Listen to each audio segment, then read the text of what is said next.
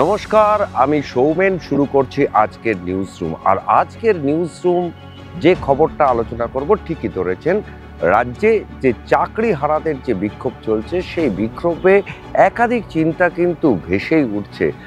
কাজেই আমরা বলতে পারি আসলে চিন্তার ভাঁজটা না কিছুতেই মিটছে না, কেননা চিন্তা যোগান চিন্তামণি। আর সেই চিন্তামণি কে বা কারা সেটা এখনো পর্যন্ত বোঝা যাচ্ছে না। তবে গতকাল থেকে এসএসসিতে যে সমস্ত শিক্ষকরা যোগ্য অযোগ্যের তালিকার দাবিতে প্রায় আন্দোলন করছেন, তাদের উদ্দেশ্যে আজকে মেদিনীপুর থেকে একটা বার্তা দিয়েছেন মুখ্যমন্ত্রী মমতা বন্দ্যোপাধ্যায়। কিন্তু সেই বার্তা শোনার পরও কিন্তু শিক্ষকদের কারা যোগ্য কারা অযোগ্য সেই চিন্তা কিন্তু এখনো তাদের মিটছে না। সর্বোপরি বলা যেতে পারে যে সেই চিন্তার ভাঁজ এতটুকুনি কম হচ্ছে না। প্রথমেই আজকে দর্শকদের শোনাবো যে মেদিনীপুর থেকে রাজ্যের মুখ্যমন্ত্রী এই শিক্ষকদের উদ্দেশ্যে যারা পথে বসে রয়েছেন এপ্রিল মাসের এই প্রচন্ড গরমে, তাদের উদ্দেশ্যে কি বার্তা দিয়েছেন মুখ্যমন্ত্রী, শুনুন। আর শিক্ষক শিক্ষিকারা আমি বলি, আপনারা নিশ্চিন্তে স্কুলে গিয়ে ক্লাস করুন। আপনাদের মাইনে নিয়ে ভাবতে হবে না। আইনের মধ্যে থেকেই রাজ্য সরকার আপনাদের কাজ করে দেবে। আপনি এ না বি এটা কোর্ট ঠিক করবে, আমরা নই। কিন্তু আপনাদের মনে রাখতে হবে, যে যেখানে চাকরি করছেন চাকরিতে ফিরে যান। টাকা কিন্তু ওই যারা আপনাদের ওস্কাচ্ছে তারা দেবে না, মাইনে কিন্তু গভর্নমেন্ট দেবে। আমি গতকাল সন্ধ্যে থেকে কমপক্ষে 10 বার ফোনে কথা বলেছি। আমি কলকাতায় থাকলে হয়তো 1 সেকেন্ডে মিটিয়ে দিতে পারতাম, কিন্তু যেহেতু আমি মিদনাপুরে আছি, আমি রাত 12টা পর্যন্ত কথা বলেও দেখছি কেউ কেউ রিজিড আছে যে টেন্টেড আনটেন্টেড লিস্ট বের করতে হবে। আরে আপনার কি যায় আসে? কেন অন্যদের কথায় পা দিচ্ছেন? টেন্টেড কি আনটেন্টেড কি আপনার দেখার তো প্রয়োজন নেই। ওটা দেখার জন্য রাজ্য সরকার আছে, কোর্ট আছে। আমরা এভিডেন্স নেব, আমরা কোর্টের কি বলা হয়েছে দেখব। এটা আপনার তো লিস্টের দরকার নেই। আপনি চাকরি করেন, আপনার চাকরিটা আছে কিনা দেখার দরকার। আপনি ঠিকমতো মাইনে পাচ্ছেন কিনা সেটা আপনার দেখার দরকার। অন্যটা আপনার দেখার দরকার নেই, ওটা আমাদের ওপরে ছেড়ে দিন। আমি তো আপনাদের বলছি আপনারা ফিরে পাবেন। আমরাই তো আপনাদের কোর্টে গিয়ে আপনাদের হয়ে ফাইট করে অ্যালাউ করেছি। আমরা শোনালাম যে মুখ্যমন্ত্রীর এই আশ্বাসের পরেও শুধু আজকে নয়, এর আগেও একাধিক মঞ্চ থেকে রাজ্যের মুখ্যমন্ত্রী মমতা বন্দ্যোপাধ্যায় কিন্তু শিক্ষকদের স্কুল ক্যাম্পাসে ফিরে যেতে বলেছেন। তারপরেও কিন্তু শিক্ষকরা যোগ্য অযোগ্যের দাবিতে, সেই তালিকা প্রকাশের দাবিতে যে বিক্ষোভ করছেন, সেই বিক্ষোভে কিন্তু কার্যত সল্টলেকের বিভিন্ন রাস্তাঘাট অবরুদ্ধ হয়ে রয়েছে। আগে বাম জামানায় একে মিছিল নগরী বলা হতো, সেই মিছিল নগরীর ছায়া কিন্তু একটু একটু করে পরিসর বাড়াচ্ছে।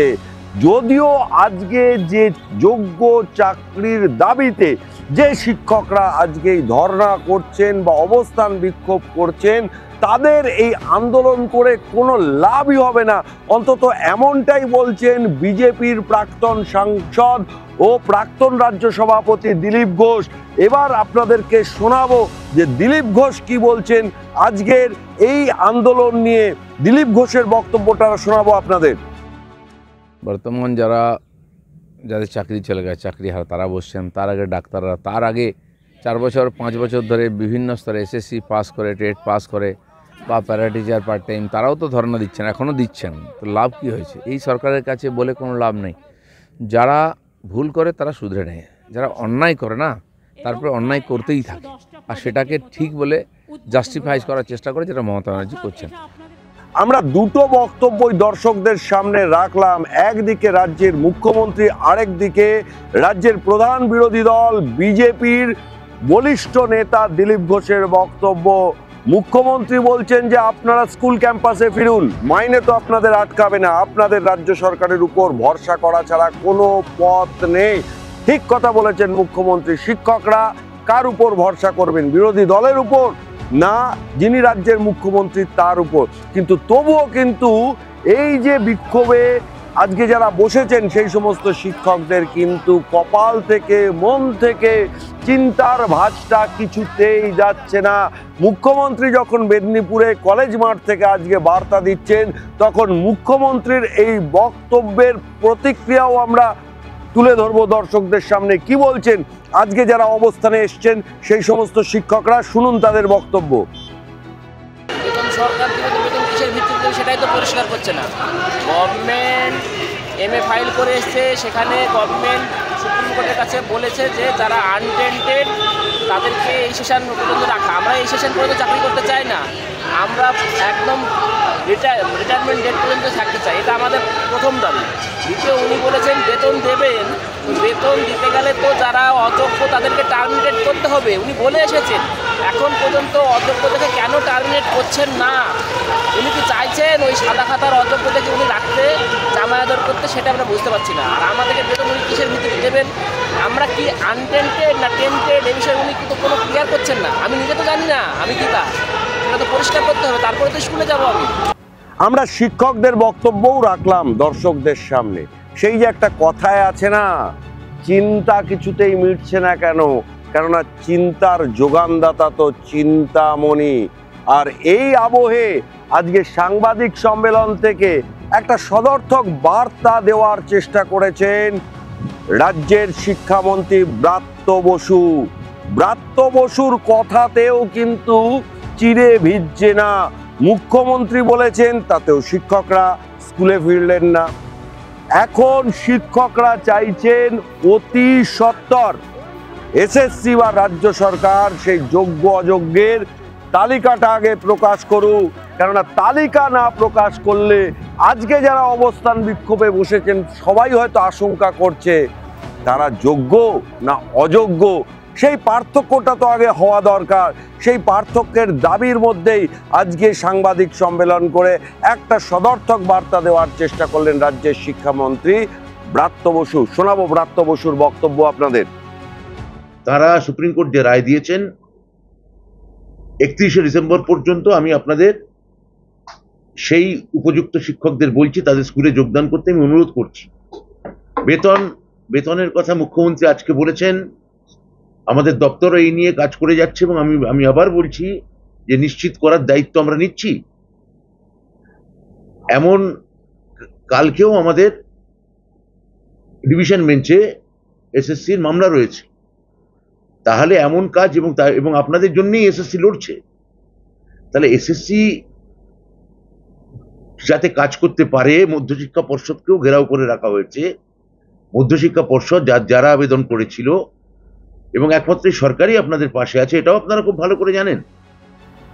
সব পক্ষের বক্তব্য আমরা তুলে ধরলাম, কিন্তু তবুও একটা কথা আছে, চিন্তার ভাঁজ কেন মিটছে না? কি করে মিটবে? যে শিক্ষক স্কুলে যাবেন, যদি কোনো ছাত্র জিজ্ঞেস করে ওঠেন মাস্টারমশাই আপনি যোগ্য না অযোগ্য, আজকে এই জায়গায় দাঁড়িয়ে রয়েছে শিক্ষার প্রশ্ন।